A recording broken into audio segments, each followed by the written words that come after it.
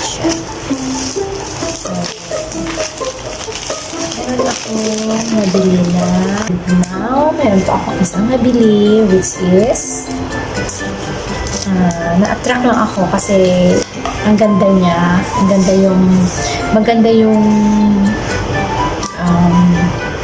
Maganda siya pakinggan.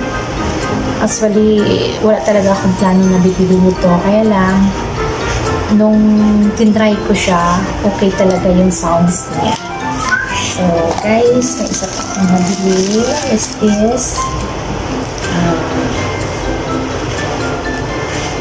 AirPod. O, diba? So, ayan guys, hindi siya, guys hindi to Apple guys hindi ko kaya mabili ng Apple.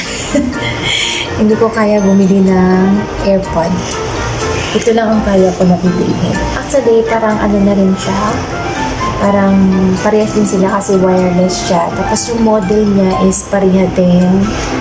Kung tingnan mo siya sa labas, tingnan mo siya yung kanyang itsura, parang AirPod din siya. O, diba? Pero lang ako kasi nagandahan lang ako kasi ang ganda ng ng sounds. Hindi lang siya medyo clear pero at least okay din siya pakinggan. Di ba? So, mura lang to guys. Mura lang siya. Kasi yung brand niya is Joyroom. Yan, Joyroom. So, ako kasi guys, hindi ako practical na lang tayo.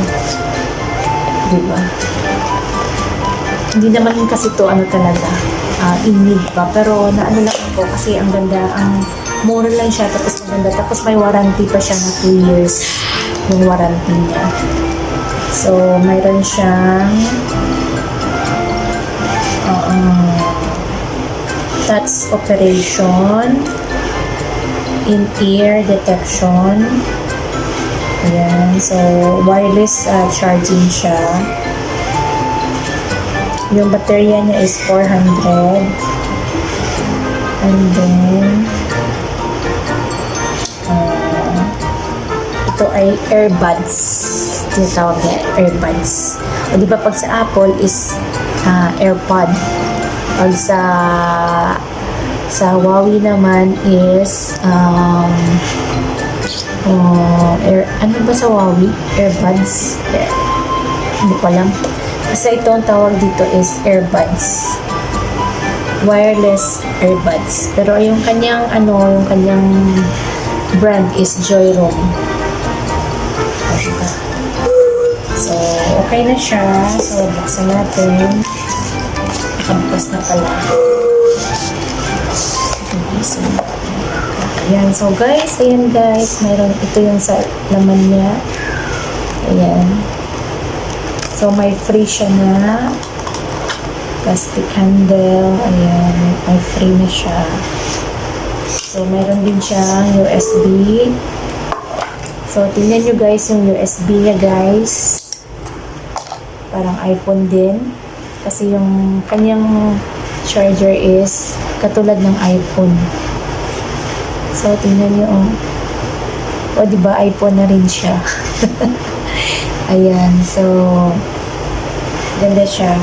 Ito yung niya, yung nasa loob. And then, ito na yung kanyang AirPod. Ayan. So, parang na rin. Parang AirPod na rin. O, diba? May plastic pa siya. Kunin natin yung plastic. So, ayan guys.